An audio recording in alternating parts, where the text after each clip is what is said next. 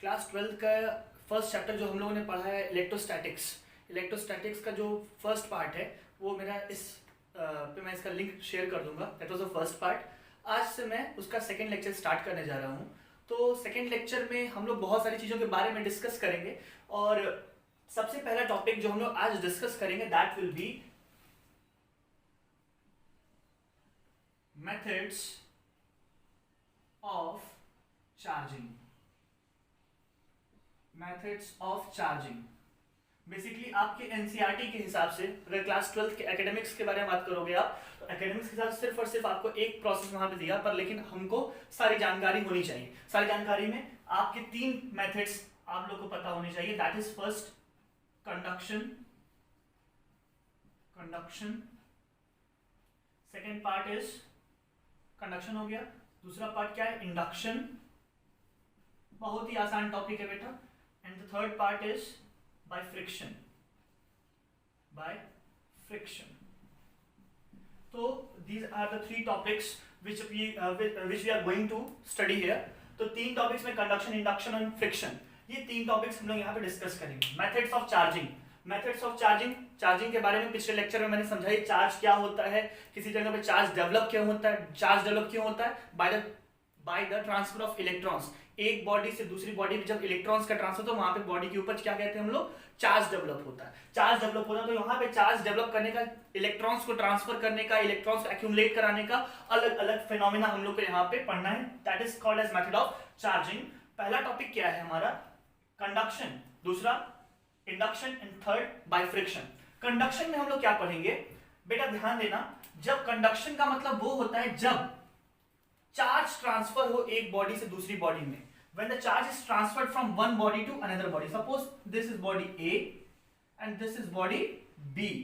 एक बॉडी आपकी कंप्लीटली अनचार्ज है, लेट इट बी। A को अनचार्ज मान लो, और B को हम लोग क्या मानिए? चार्ज मान लिए। क्या मान लिए बेटा? चार्ज बॉडी मान लिए। B को हमने चार्ज बॉडी मान लिया और A को मैंने क्या मान लिया? Uncharged body. तो हमने क्या किया?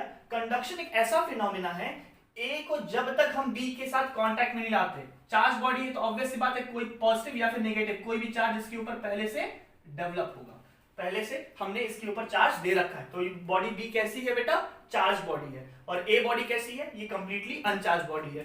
तो अगर मुझे A को चार्ज करना है by the process of conduction के थ्रू अगर मुझे A वाले बॉडी को चार्ज करना है तो हम क्या करेंगे? ऐसे पास में रखने से बॉडी चार्ज नहीं होगी। मुझे क्या करना पड़ेगा? A वाले को जब B के कांटेक्ट में लेंगे, when A will be in contact with body B, जब A वाला बॉडी B के कांटेक्ट में आएगा तो कुछ जो चार्जेस होंगे वो इस बॉडी से इस बॉडी पे ट्रांसफर हो जाएंगे। तो A के पास भी कोई कुछ अमाउंट ऑफ चार्ज डेवलप कर जाएगा। फिर जब दोनों को हम सेपरेट करेंगे तो क्या हो जाएगा बेटा? A के ऊपर भी चार्ज आ चुका है एंड B के ऊपर भी चार्ज आ चुका है। दिस फिनोमेना जब चार्ज को हम लोग डेवलप कराते हैं by the process of touching both of them, दोनों की दोनों चीजों को अगर हम टच कराते हैं फिर फिजिकली कांटेक्ट में लाते हैं, तब अगर एक बॉडी से दूसरी बॉडी पे चार्ज ट्रांसफर होता है, that phenomena is called as what? Conduction के बारे में बात हम लोग को समझ। Conduction is the phenomena, is the method by which a body gets charged by another body when it comes in physical contact with the charged body। An uncharged body gets charged when it is in physical contact with the charged body। जब कोई uncharged body किसी body के साथ क्या करे? Physical contact में आए और चार्ज हो जाए, तो उस फिनोमेना को हम लोग क्या कहते हैं? कंडक्शन। उस मेथड को हम लोग क्या कहेंगे? कंडक्शन। दूसरी बात हम लोग करेंगे इंडक्शन की। कंडक्शन तो आपको समझ में आ गया। कंडक्शन तभी होगा जब तक दो बॉडीज आपस में कांटेक्ट में नहीं आएंगी, तब तक कंडक्शन नहीं हो सकता। जैसे ही दोनों बॉडीज आपस में कांटेक्ट में आएंगी क्या होगा? चार्ज अनचार्ज बॉडी के ऊपर भी आ जाएगा। द नेक्स्ट वन हम लोग बात करेंगे अब इंडक्शन के बारे में। इंडक्शन होता क्या है बेटा? इंडक्शन इज समथिंग जब बिना बॉडीज को कांटेक्ट में लाए, बिना बॉडीज को फिजिकली कांटेक्ट में लाए, अगर किसी बॉडी को हम लोग चार्ज कर दें, बिना किसी बॉडी को हम किसी दूसरी बॉडी के कांटेक्ट में लाए, जब तक फॉर एग्जांपल हम लोग यहाँ पे एक एनसीईआरटी का एग्जांपल है लेके चलते हैं। Suppose they are two metallic balls, metallic ball A and metallic ball B. एक मेटेलिक बॉल ए है और एक मेटेलिक बॉल बी है, दोनों के दोनों मान लो कैसे हैं, अनचार्ज हैं, both the bodies are uncharge and they are what, metallic bodies. और आपको पता है कि मेटेलिक बॉडीज की खासियत क्या होती है, मेटेलिक बॉडीज की खासियत है कि उनके पास large number of free electrons होते हैं, large amount of free electrons इनके पास आपको मिलेंगे। क्यों होंगे, मेटल्स हैं, कंडक्टर्स हैं, कंडक्टर्स हैं तो क्या होंगे, इनके पास फ्री इलेक्ट्रॉन्स चारों तरफ घूम फिर रहे होंगे। हमने क्या किया, एक रॉड, मैंने एक पॉजिटिव चार्ज रॉड, पॉजिटिव लाओ नेगेटिव लाओ इस डिपेंड करता है तुम्हारे ऊपर, कुछ भी लेके आओ बस चार्ज होना चाहिए। मैंने पड़ोस में लाया, ए और बी आपस में पहले से कांटेक्ट में थे, body A and body B both were in contact with each other. मैंने क्या किया, एक चार्ज रॉड को इस बॉडी के पास हम लेके आए, तो क्या होता है जब मोहल्ले में कोई नया चीज आता है तो सब लोग भागे पड़ते हैं, अपोजिट चीज, ध्यान समझना क्या होगा, इन दोनों बॉडीज ए और बॉडी बी के पास क्या है, large number of free electrons जो उसके सरफेस के ऊपर टहल घूम रहे हैं। क्या होगा, जैसे ही मोहल्ले में एक नया पॉजिटिव चार्ज आया जो पड़ोस में आया, सारे के सारे नेगेटिव चार्ज मोस्टली एक्यूमुलेट हो जाएंगे, बहुत तेजी से यहां पे एक्यूमुलेशन स्टार्ट हो जाएगा, इलेक्ट्रॉन्स विल बी एक्यूमुलेटेड। तो जब इलेक्ट्रॉन्स भाग करके इस साइड आ गए तो ऑब्वियस सी बात है यहां पे क्या हुआ होगा, इलेक्ट्रॉन्स की कमी हुई होगी, और जब इलेक्ट्रॉन्स की कमी हुई होगी बेटा तो यहां पे क्या होगा, पॉजिटिव चार्ज डेवलप हो जाएगा। यहां पे कौन सा चार्ज डेवलप हो जाएगा, पॉजिटिव चार्ज डेवलप हो जाएगा। ध्यान रखना, मैंने क्या इस बॉडी को, इस रॉड को क्या इन दो मेटेलिक बॉल्स के कांटेक्ट में लाया था, नहीं, बिना कांटेक्ट में लाए मैंने एक साइड पे इलेक्ट्रॉन्स एक्यूमुलेट करा दिया और एक तरफ पॉजिटिव चार्ज को मैंने एक्यूमुलेट करा दिया। अब क्या किया मैंने, ध्यान देना, नेक्स्ट वाला डायग्राम, मैंने दोनों ही बॉल्स को सेपरेट कर दिया। अभी भी क्या होगा, अभी भी रॉड को हम यहां पे रहने देते हैं, अभी भी रॉड मेरी यहीं पे है, अभी भी मेरी रॉड यहीं पे है, तो इलेक्ट्रॉन्स अब इधर ही रहेंगे और पॉजिटिव चार्जेस अभी भी उस साइड एक्यूमुलेटेड रहेंगे, ठीक है। अब क्या हुआ, नेक्स्ट स्टेप में आपने इस रॉड को हटाया, जब नेक्स्ट स्टेप में आपने इस रॉड को हटाया तो क्या होगा, ये नेगेटिव चार्ज इस तरफ ऐसे एक्यूमुलेट होंगे, opposite charges attract each other, और यहां पे क्या होगा, पॉजिटिव चार्ज इस तरह अट्रैक्ट हो जाएंगे। This is body A and this is body B. In the very next one, last वाले पॉइंट में ध्यान देना, जैसे इन दोनों को मैं, इन दोनों का सेपरेशन मैं इंक्रीज कर दूंगा, ये सेपरेशन पहले कम था, फिर मैं जैसे ही इनका सेपरेशन इंक्रीज करूंगा ये नेगेटिव चार्ज पूरी तरह से यूनिफॉर्मली डिस्ट्रीब्यूट हो जाएंगे पूरे सरफेस के ऊपर। ये पूरा का पूरा चार्ज कैसे हो जाएगा, सरफेस के ऊपर डिस्ट्रीब्यूट हो जाएगा यूनिफॉर्मली। तो इस जगह पे जो इंडक्शन फिनोमेना है, इंडक्शन फिनोमेना क्या है, एक तरह का मेथड है चार्जिंग का, चार्ज डेवलप कराने का, ठीक है।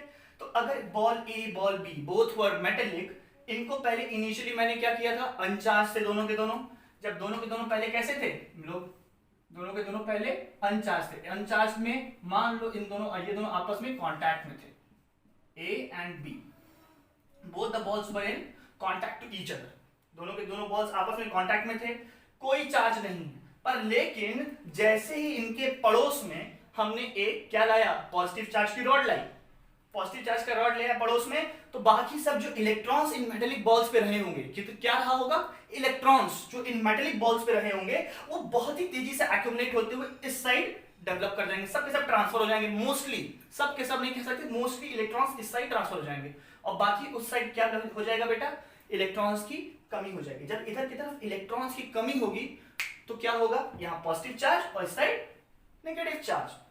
अब मैंने क्या किया, इन दोनों बॉल्स को मैंने फिजिकल कांटेक्ट हटा दिया। क्या मैंने इस रॉड को इससे कांटेक्ट में लाया, नहीं, बिना कांटेक्ट में लाए दोनों पे चार्ज डेवलप कराया, हाँ। अब क्या होगा, जैसे मैंने इन दोनों का फिजिकल कांटेक्ट खत्म किया, रॉड अभी भी वहीं पे है, नेगेटिव चार्ज अभी भी अपनी जगह पे है, पॉजिटिव चार्ज अभी भी अपनी जगह पे। नेक्स्ट वाले पॉइंट पे मैंने रॉड हटा दी, मैंने दोनों को सेपरेट कर दिया यहां से, जैसे ही मैंने रॉड हटाई, नेगेटिव चार्ज इधर डेवलप हो जाएगा। देखो दोनों आपस में opposite charge will attract each other, तो नेगेटिव सब इलेक्ट्रॉन्स इधर आ जाएंगे और पॉजिटिव चार्ज इधर डेवलप हो जाएगा। फिर मैंने क्या किया, दोनों को एक एप्रिशिएबल अमाउंट की दूरी पर, मैंने काफी दूरी पे मैंने एक दूसरे को रख दिया। तो अब क्या होगा, दोनों एक दूसरे को फोर्स नहीं लगा पा रहे हैं, इसलिए पूरा का पूरा negative charge and positive charge क्या होगा, यूनिफॉर्मली डिस्ट्रीब्यूट हो जाएगा पूरे पूरे सरफेस के ऊपर। The next one is by friction. दो टॉपिक्स मेरे done, conduction, the second one is by induction. By friction, बेटा इसको आप चाहो तो ये भी कह सकते हो कि friction is a part of conduction, पर लेकिन फ्रिक्शन को हम लोग अलग तरीके से इसलिए कहते हैं। सपोज अगर दो बॉडीज हैं, मैं आपको समझाता हूं।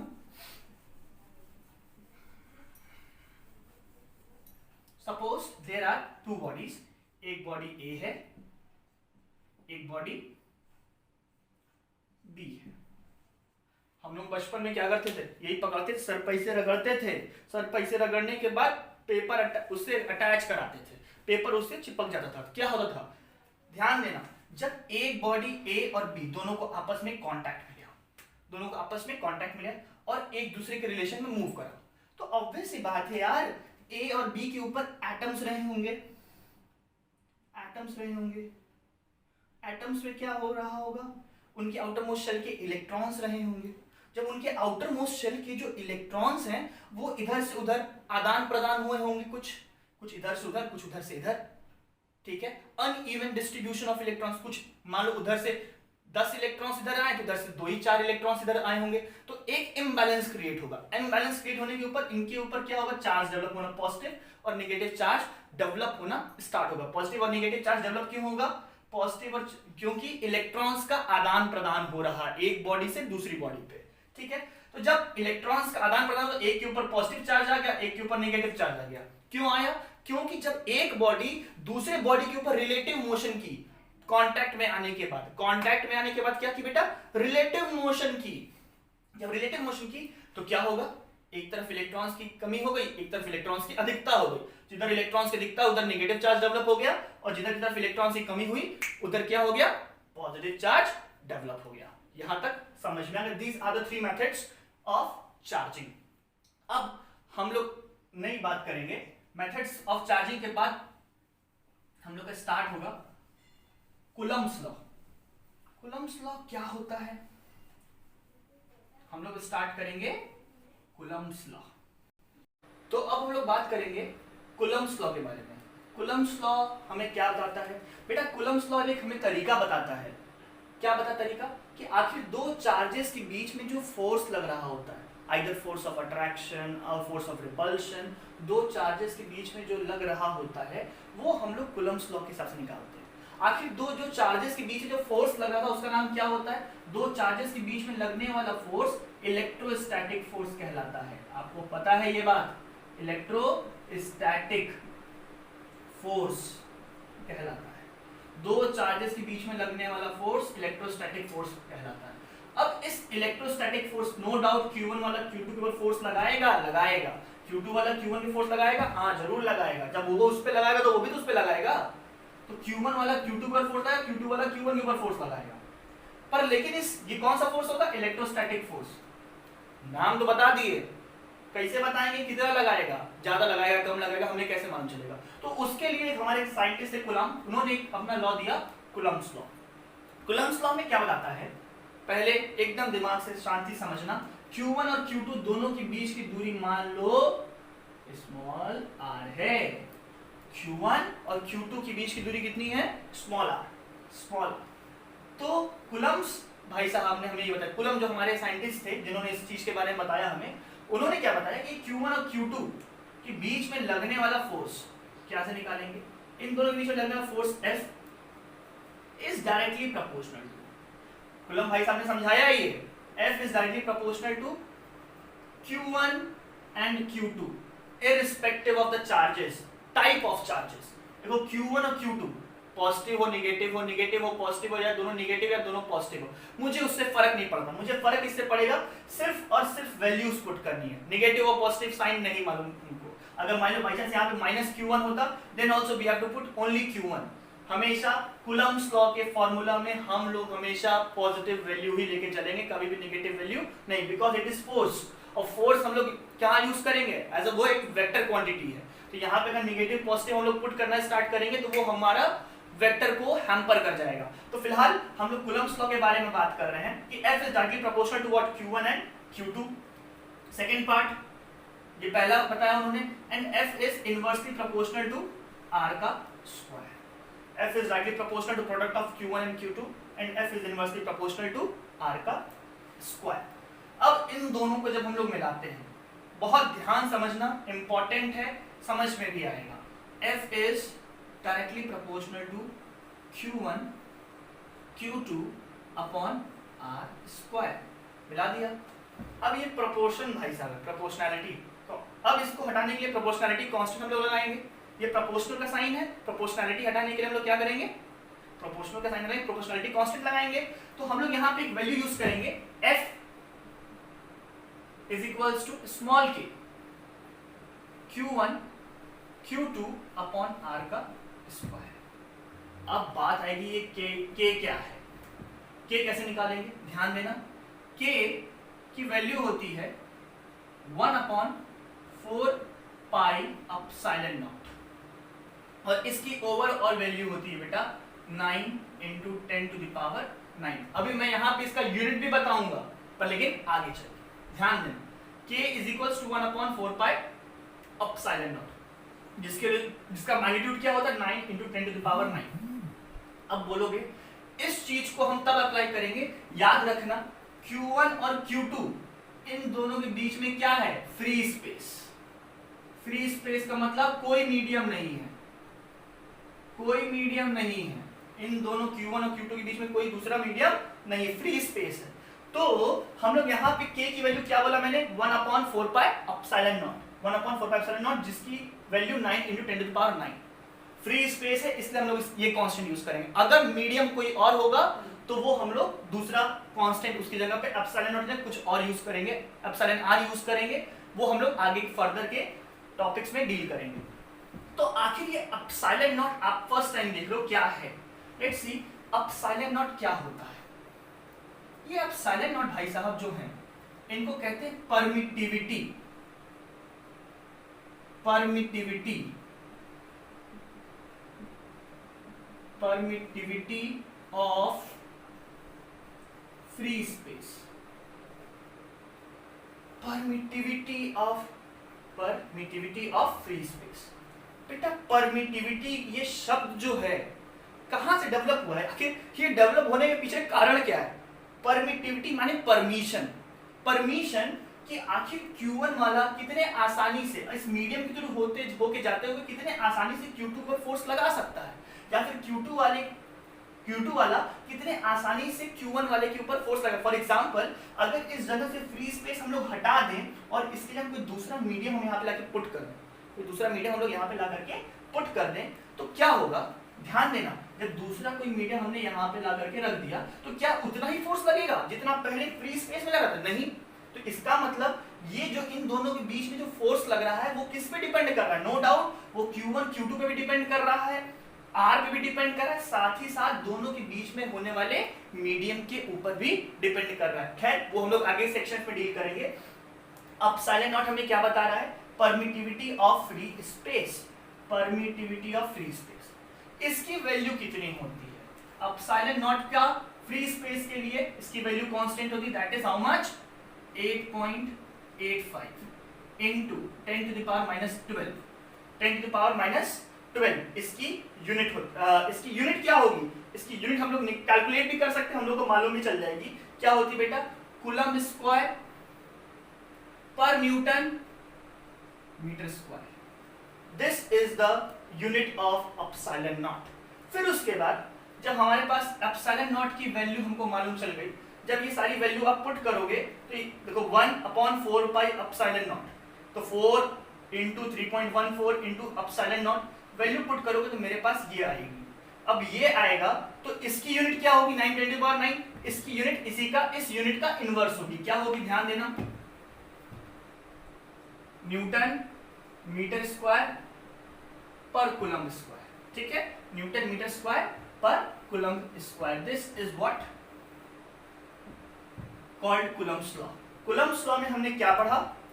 कुछ नहीं, सिर्फ उसके बारे में हमने ब्रीफ डिस्क्रिप्शन किया। दोनों के बीच में, दो चार्जेस के बीच में क्या होगा, Q1 और Q2 दो चार्ज हैं, दोनों लड़ेंगे या आपस में मिलेंगे। अगर दोनों सेम टाइप के होंगे तो लड़ेंगे मतलब फिर क्या करेंगे, रिपल्सिव फोर्स लगाएंगे। और अगर दोनों अपोजिट साइड के होंगे तो क्या करेंगे, अट्रैक्टिव फोर्स लगाएंगे। तो Q1 और Q2 एक दूसरे के ऊपर अट्रैक्टिव फोर्स, अगर क्या हुआ अपोजिट नेचर के हुए, और अगर सेम नेचर के हुए तो क्या होगा बेटा, रिपल्सिव फोर्स लगाएंगे। तो आखिर वो चीज हम लोग कैलकुलेट, कौन सा फोर्स होता है वो इलेक्ट्रोस्टैटिक फोर्स होता है। कौन सा फोर्स होता है, इलेक्ट्रोस्टैटिक। और इस इलेक्ट्रोस्टैटिक फोर्स की वैल्यू हम लोग किस लॉ के हेल्प से निकालेंगे, कूलम्ब्स लॉ।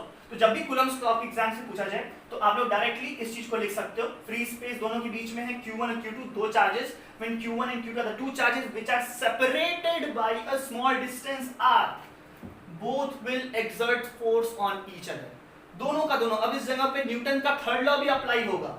जितना फोर्स Q1 वाला Q2 के ऊपर लगाएगा, Q1 वाला Q2 के ऊपर जितना ही फोर्स लगाएगा, Q1 वाला Q2 को, ये देखो फोर्स लगा, force on 2 due to 1। At the same time 1 वाला Q2 के ऊपर, Q1 वाले के ऊपर कौन लगाएगा फोर्स, Q2 कितना लगाएगा, फोर्स ऑन 1 ड्यू टू 2। याद रखना ये दोनों फोर्सेस आपस में कैसे होंगे, इक्वल होंगे। Both the forces will be equal. दोनों के दोनों फोर्सेस आपस में इक्वल रहेंगे, अपोजिट रहेंगे। आपने न्यूटन के थर्ड लॉ में पढ़ रखा है, फोर्सेस कभी भी सिंगल नहीं होते हैं, हमेशा डबल होते हैं। फोर्सेस हमेशा कभी भी single, forces always occurs in pairs. तो अगर Q1 वाला Q2 पर फोर्स लगाएगा तो Q2 वाला भी Q1 के ऊपर लगाएगा। Action and opposite reaction, F proportional to Q1 Q2। Hence आपको यहां से this is what called Coulomb's law. अभी हम लोग कूलम्ब्स लॉ या फिर इलेक्ट्रोस्टैटिक फोर्स वेक्टर फॉर्म में पढ़ेंगे। वेक्टर फॉर्म में पढ़ना बहुत जबरदस्त है, बहुत ही इंटरेस्टिंग, पर लेकिन हाँ उसके लिए आपको क्लास 11th के बहुत सारे टॉपिक्स क्लियर होने चाहिए। वेक्टर वाले टॉपिक्स तो खास तौर से क्लियर होना चाहिए। तो नेक्स्ट टॉपिक में हम लोग किसके बारे में बात करेंगे, नेक्स्ट टॉपिक में बात करेंगे Coulomb's law in vector form. Coulomb's law in vector form हम लोग अब डील करेंगे। क्या है कूलम्ब्स लॉ, अभी जस्ट हम लोग पीछे पढ़ के आए हैं। कूलम्ब्स लॉ में क्या पढ़ के आए हैं, F is equals to 1 upon 4 pi epsilon naught Q1 Q2 upon r का स्क्वायर। यही पढ़ के हम लोग अभी तक पीछे कूलम्ब्स लॉ में आ रहे हैं। पर लेकिन अब वेक्टर, क्योंकि आखिर वेक्टर फॉर्म में हम इसको पढ़ने क्यों जा रहे हैं, वेक्टर फॉर्म में पढ़ने से क्योंकि जो फोर्स होता है इलेक्ट्रोस्टैटिक फोर्स, इलेक्ट्रोस्टैटिक फोर्स, सिर्फ इलेक्ट्रोस्टैटिक फोर्स नहीं, कोई भी फोर्स हो, इलेक्ट्रोस्टैटिक फोर्स बेटा किस नेचर का होता है, वेक्टर होता है। वेक्टर वेक्टर क्वांटिटी है। तो वेक्टर क्वांटिटी, तो जब तक हम वेक्टर क्वांटिटीज के बारे में क्लियर नहीं होगा हम कूलम्ब्स लॉ वेक्टर फॉर्म में नहीं पढ़ सकते। तो Coulomb's law in vector form हम लोग अब पढ़ने जा रहे हैं। देखो क्या होता है, बहुत ही इंटरेस्टिंग और मजा आने वाला है इस टॉपिक में। सपोज एक कोऑर्डिनेट सिस्टम है, ध्यान देना बेटा, ये है mister coordinate x and y, दोनों के दोनों आपस में लगे हुए हैं। नो डाउट ये है point A, let it be point B, ठीक है। तो point A, point B, point A पे मान लो कितना चार्ज रखा है, QA चार्ज रखा है, QA चार्ज रखा है। पॉइंट B पे कितना चार्ज रखा है बेटा, मान लो QB चार्ज रखा है। यहाँ पे QA चार्ज रखा है, यहाँ पे QB चार्ज रखा है। दोनों के दोनों चार्जेस QA QB रखे हैं बेटा, बहुत से रखे हैं।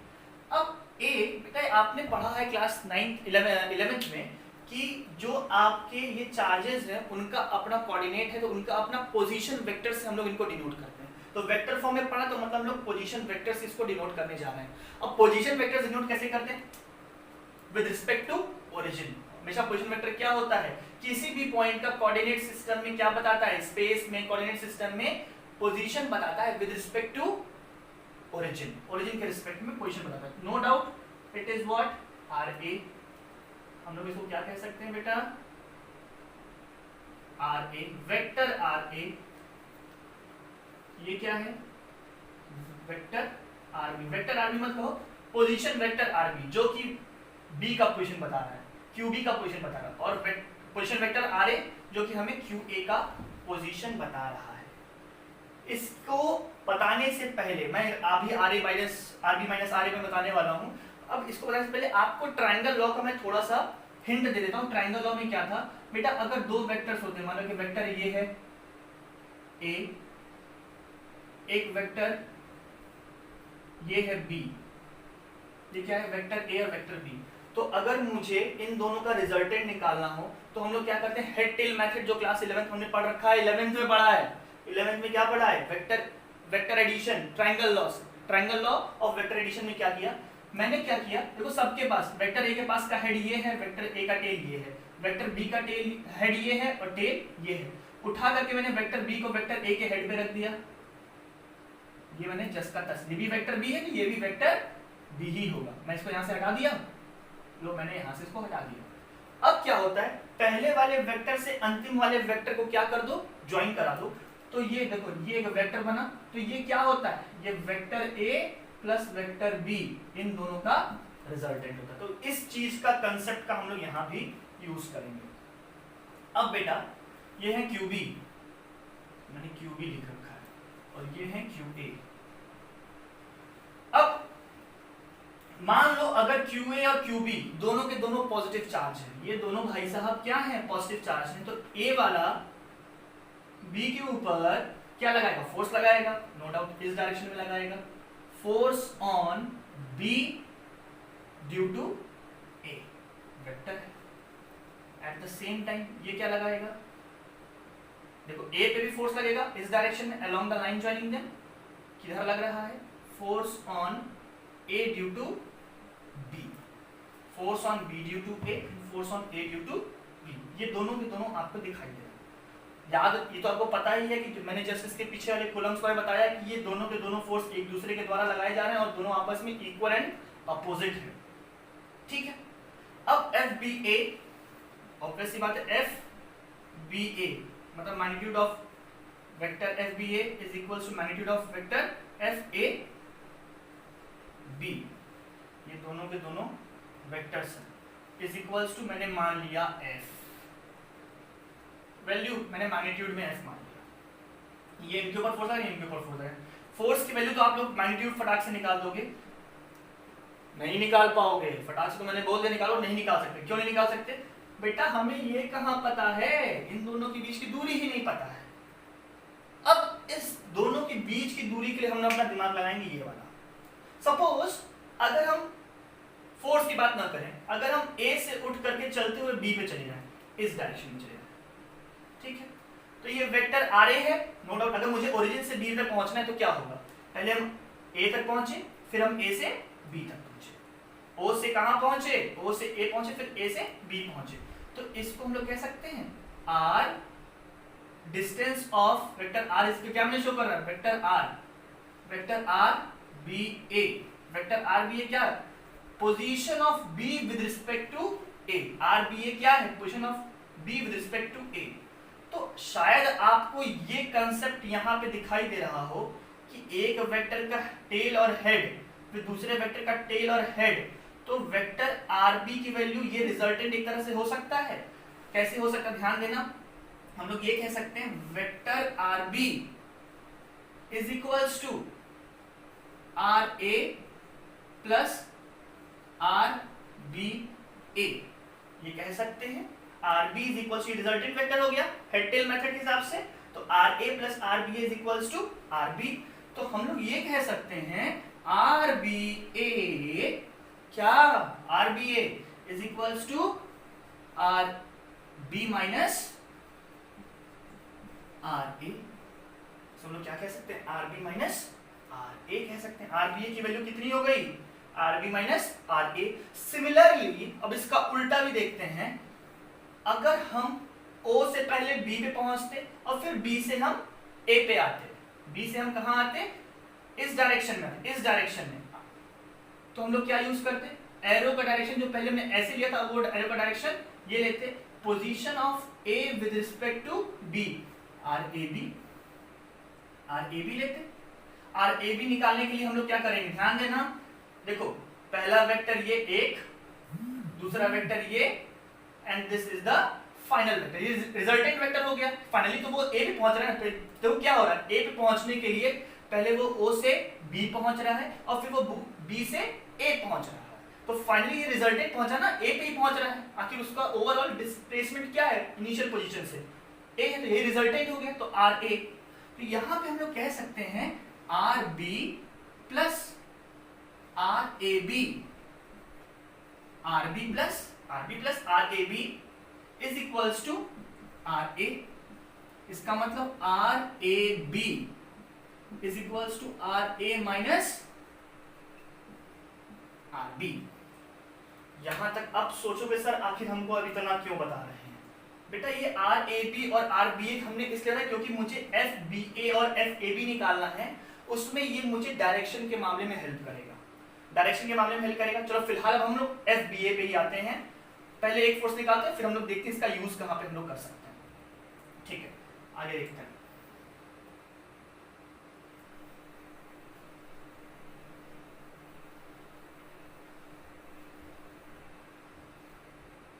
देखो बेटा ये है आर, मान लो मैं क्या बोला, पहले एफ बी ए निकालो, पहले आप क्या निकालो, एफ बी ए। तो एफ बी ए का डायरेक्शन क्या है, वो है, मतलब उस डायरेक्शन में, तो ये डायरेक्शन क्या मिल रहा है, ए से बी की तरफ, ए से बी की तरफ मतलब R B A, position of B with respect to A, R B A. अब हम एफ बी ए निकालने जा रहे हैं, ध्यान देना, vector F B A, vector F B A is equals to 1/4 pi epsilon naught, free space है दोनों के बीच में, ध्यान रखना, 1/4 pi epsilon not Q A Q B whole divided by R B A है। आर बी ए तो distance है, साथ में डिस्टेंस भी है, साथ साथ डायरेक्शन भी बता रहा है, वो डायरेक्शन है एफ बी ए का। ठीक है, तो ये आर बी ए दो चीजों से बना है बेटा, ये जो आर बी ए है ये दो चीजों से बना है। इसको हम लोग ये भी लिख सकते हैं, R B A is equals to mod of R B A, mod माने magnitude, and R B A का कैप। आर बी ए का कैप हमें डायरेक्शन शो कर रहा है एंड आर बी ए हमें क्या शो कर रहा है, मैग्नीट्यूड शो कर रहा है। तो हम लोग बड़े आसानी से यहाँ पे क्या लिखते हैं, आर बी ए माने मैग्नीट्यूड चाहिए मुझे, are B A, vector R B A का स्क्वायर और साथ में आर बी ए का कैप, आर बी ए का कैप। यहां तक तो हमारी बातें क्लियर है, आर बी ए का कैप बन गया। ठीक है, सिमिलरली अगर हमको आर बी ए का डायरेक्शन भी वही था, तो आर बी ए का unit direction, are B A क्या यूनिट वेक्टर है, किस डायरेक्शन में, एफ बी ए के डायरेक्शन में। तो देखना 1/4 pi epsilon naught scalar quantity है, Q A Q B scalar है, आर बी ए स्केलर है, तो कुल मिला के हमें डायरेक्शन कौन बता रहा है, आर बी ए का कैप। और आर बी ए कैप क्या है, यूनिट वेक्टर है, जो सिर्फ और सिर्फ हमें क्या बताएगा, डायरेक्शन। तो एफ बी ए का डायरेक्शन किसके साथ होगा बेटा, आर बी ए के यूनिट वेक्टर के साथ होगा। सिमिलरली अगर इसी का अपोजिट होता, क्या लिखते हैं हम लोग, F A B, F A B is equals to force on A due to B.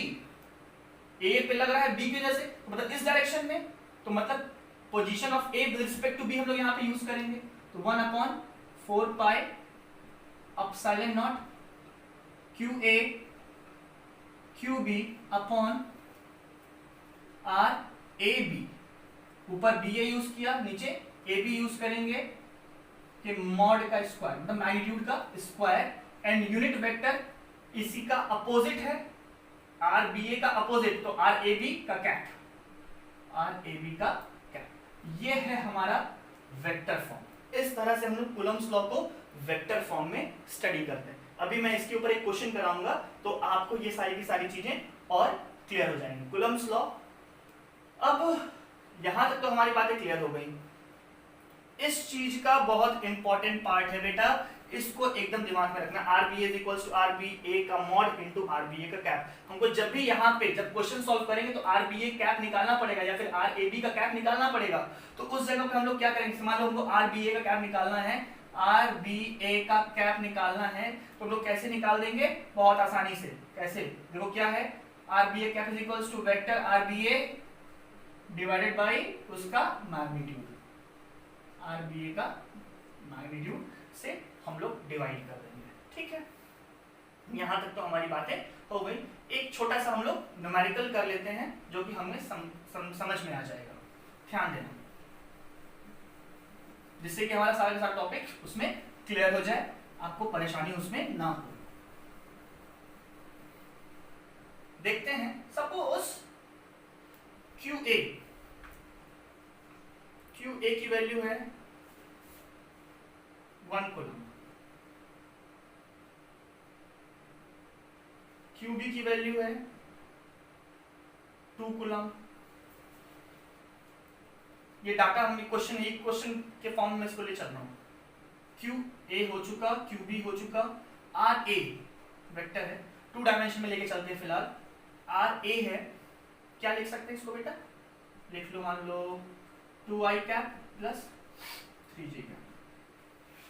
दूसरा RB मान लो, एक्सक्यूज मी, छींक आ रही है, RB 3i कैप प्लस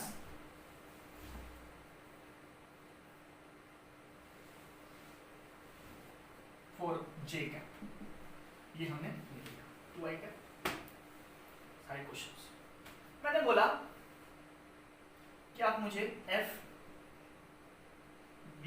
बताओ, force on B due to A, vector के फॉर्म में, क्योंकि हमने डाटा कैसे दे रखा है। आप मुझे इसके बारे में बताओ, कैसे बताओगे? यहाँ पे यही जो हम लोगों ने अब तक अप्लाई किया, इसी चीज के बारे में हम लोग डिस्कस करेंगे। कुछ नहीं, FBA, B के ऊपर फोर्स निकालना है A की वजह से, कुछ नहीं, फॉर्मूला में डायरेक्ट रखो, फॉर्मूले से हो सकता है। FBA, ध्यान देना बेटा, FBA 1/4 pi epsilon not QA QB। फिर हम लोग बात करें FBA is equals to 1/4 pi epsilon not QA QB। तो ये फॉर्मूला तो हमको मालूम चल गया, पर FBA है, ऊपर आपको दिखाई दे रहा है। FBA निकालने के लिए हमें RBA की रिक्वायरमेंट है और RBA कैप की रिक्वायरमेंट है। तो हम लोग यहाँ पे आराम से लिखो, पहले फॉर्मूला कंप्लीट करो। RBA का स्क्वायर RBA का कैप, तो मुझे 1/4 पाई एप्सिलॉन नॉट पता है, QA पता है, QB पता है, RBA का स्क्वायर निकालना है और RBA कैप निकालना है। अब RBA कैप निकालते कैसे, जस्ट पहले मैंने आपको उसके बाद समझा रखा है। RBA पहले निकालें, RBA is calculated by RB minus RA, vector RB minus RA। RB में से RA को माइनस करते हैं, तो 3i में से 2i जाएगा तो बचेगा i कैप, 4j में से 3j जाएगा तो बचेगा j कैप। ये मेरे पास क्या आ गया, RBA। अब इसका मैग्नीट्यूड निकालने का फॉर्मूला आपने क्लास 11 में पढ़ रखा है, क्या है, mod of RBA। Mod of RBA कितना होता है बेटा, अंडर रूट में i का मैग्नीट्यूड कितना है, i के आगे कितना है 1, तो 1 का स्क्वायर, प्लस j के आगे मैग्नीट्यूड में कितना है 1 है, तो प्लस 1 का स्क्वायर, अंडर रूट 2। यहां तक आ गया। अब RBA तो मेरे पास आ गया, अब मुझे RBA का कैप चाहिए। अभी RBA कैप निकालना भी मैंने आपको कैप निकालने का तरीका भी मैंने बताया क्या होता है। अगर RBA का मुझे कैप चाहिए तो हम लोग क्या करेंगे, vector RBA divided by mod में RBA, ये काम करेंगे। RBA का कैप अगर मुझे चाहिए तो vector RBA divided by RBA का मॉड, मतलब मैग्नीट्यूड। तो कितना आया था मेरा, RBA की वैल्यू कितनी आई बेटा, I प्लस J, RBA क्या है √2 हमारे पास आ गया। मतलब इसका यूज हम लोग करेंगे और साथ साथ इसका यूज करेंगे। अब इस क्वेश्चन को हम लोग सॉल्व करते हैं, ध्यान देना, बहुत ही आसान सा क्वेश्चन है ये। पुट करो फॉर्मूला है ना, ये फॉर्मूला, इस फॉर्मूला की सारी वैल्यू, ये वैल्यू और ये वैल्यू पुट करो, क्या हो जाएगा, FBA 1/4 9 10 to the power 9, के लिखने फिलहाल, लास्ट में कैलकुलेशन में पुट कर देंगे, 9 into 10 to the power 9 में पुट कर लो, मैंने पुट कर दिया 1/4 9 10 to the power 9। QA कितना है 1 कूलम, QB कितना है 2 कूलम, तो 1 into 2 ऐसा ही मैंने पुट कर दिया। नीचे मुझे क्या चाहिए, आर बी ए के मॉड का स्क्वायर, मॉड के आर बी ए का मॉड कितना है रूट टू का मॉड, रूट टू के मॉड का स्क्वायर, रूट टू का स्क्वायर करोगे कितना आ जाएगा बेटा 2, और फिर क्या है I plus J whole divide by root two, ये क्या है आर बी ए का cap, R B A cap से तो मुझे मल्टीप्लाई करना है, क्या आ जाएगा I plus J upon root two, इस 2 से इस 2 को काट दो, 9 10 पावर 9 को के रहने दो मत जबरदस्ती इसमें कैलकुलेशन करो, K by root two I plus J, ये है इसका आंसर, या फिर इसको और इलैबोरेट कर दो, K by root two I cap plus K by root two J cap newton, this is what force on B due to A, force on B due to A, ये हमारा क्या आ गया आंसर। ठीक है, तो हम लोगों ने आज Coulomb's law in vector form भी कंप्लीट